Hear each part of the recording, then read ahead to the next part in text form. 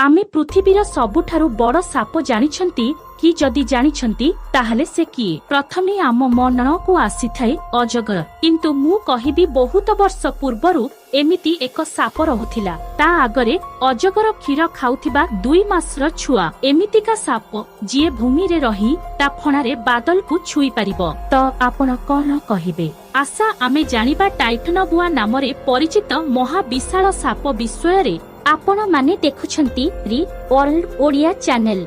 आज 6 करोड़ 50 लाख वर्ष पूर्वरु जेतेबेले डायनोसर प्रजाति विलुप्त हेला, सेतेबेले पृथ्वीर खाद्य प्रणाली को पूरण करिबाकू एक नुआ जीव जन्म नेला, जहा सबुठारु भयंकर साप टाइटनबुआ। टाइटनबुआ अजगर पूर्वज भी कहि परिबा। टाइटनबुआ सबुठारु भयंकर आउ मरणकारी शिकारी कुहा जाए, जहार प्रकोप सारा पृथ्वी रे पडुथिला।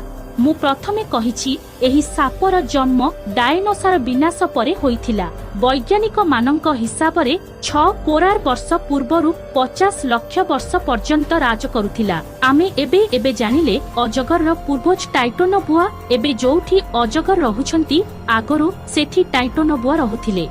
दुनियार सबुठारु बड़ जंगल आमाजन जंगल, जहाकी साउथ आफ्रिकार गड़ भी कुहा जाए। एही जंगल रे एही सापर आतंक थिला। विज्ञान तार तथ्य आउ प्रमाण साहाय्य रे ही वक्तव्य करे टाइटनबुआर तथ्य आउ प्रमाण कोठित मिलिथिबो। हम मिलिछि वर्ष 2009 नॉर्थ ईस्ट कोलंबियाले सोर्जिन कोइला खणी रे दबा होइथिला टाइटनबुआर हाड़ कंकाळ। एही हाड़ कंकाळ एबे पर्यंत मिलिथिबा सबुठारु बड़ साप टाइटनबुआर हाड़ कंकाळ। आमे माने जानिछंती तो टाइटनबुआ सबुठारु बड़ साप, किंतु तार साइज जानिछंती कि? कोइला खणीरु मिलिथिबा हाड़ कंकाळर साइज अनुमान करागला। आपण माने आश्चर्य हेबे। साप 13 मीटर जहाँ 43 फुट अनुमान करागला। आजिकाली मिलुथिबा अजगर साइज रु 5 गुण अधिक। आज पर्यंत मिलिथिबा सबुठारु बड़ अजगर साइज 29 फुट। आपण माने भाबी पारुथिबो ता समय रे टाइटनबुआ केमितिका शिकारी थिबो। आउ तार चौड़ा सुनिकी तुमे माने आश्चर्य होइजिबो। तार चौड़ा 3 फुट। जदि आमे माने कल्पना करिबा ताहेले 5 श्रेणी रे पढुथिबा छुआ सीधा ता पेटरे पसिजिबो। आउ तार ओजन 1135 किले। वैज्ञानिक अनुसारे सापर स्केलिटन मिली बहुत कष्ट।